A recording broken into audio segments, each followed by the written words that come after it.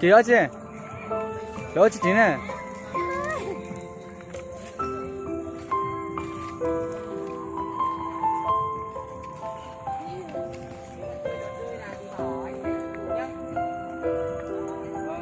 Mấy cái trò chơi đi.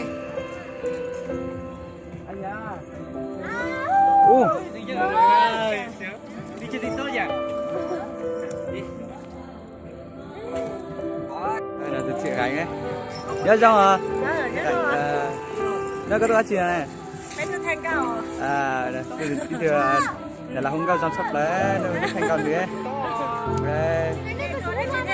Hả? Đây tôi đã chờ. Số của tôi thanh cao số hết rồi à? Lúc bây giờ mạnh bây giờ mua mua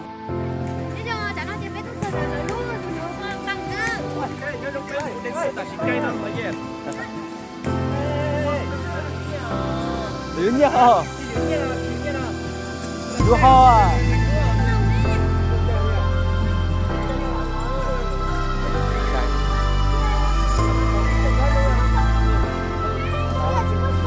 ấy à ấy à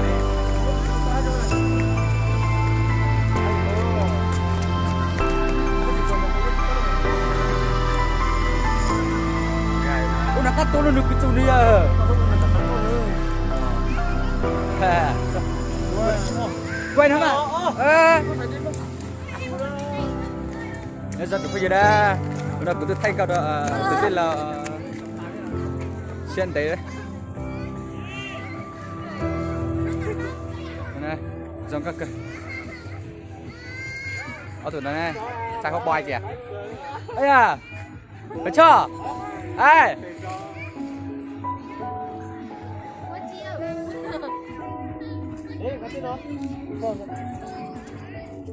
Sắp đến một tiếng kìa đúng không? Kìa nhất đúng không? Ok. Ôi trời ơi. Không biết chơi đâu đấy. Nó cũng thanh cao là chỗ dồn rờ nữa nè. Ở chỗ đó bay sơ đây. Chú đi lên thế dồn rờ, lấy dồn rờ ta. Ở đây nó dồn rờ cơ.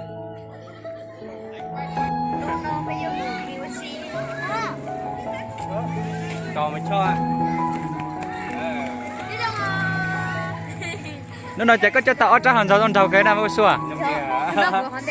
Ok. Ai thì tao nói tao muốn cái này. Ok. Ok.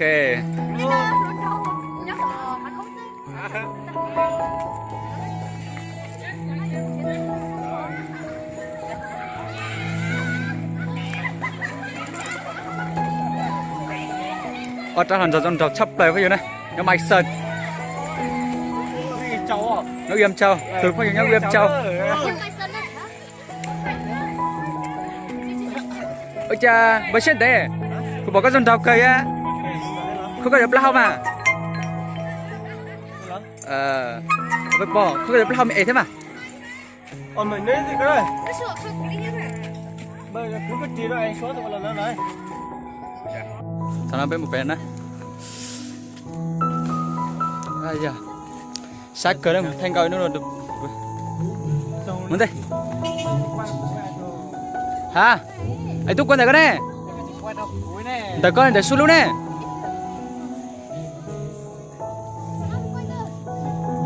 Một quay là mới chết cho tại ta đâu.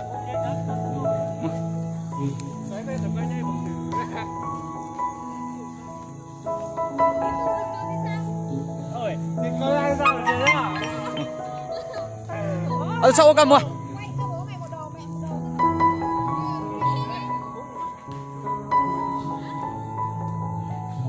Một cái anh cao là từ từ là xuyên đấy na.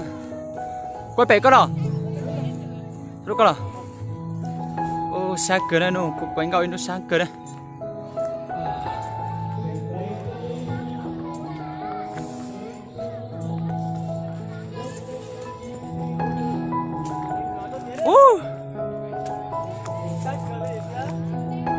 Sát cửa.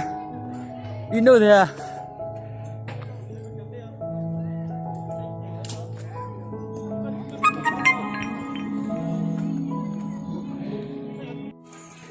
giờ bé mù vô xí nữa bé mù hung câu thay đua quá chỉ là quá liều mất chi mất xua nữa chẳng nói giờ bé chỉ đã tỏ mùn bé chỉ đã tỏ mùn thì chơi thay nữa Thế thì chơi qua lo. học vừa đã tên đã liều chơi xí à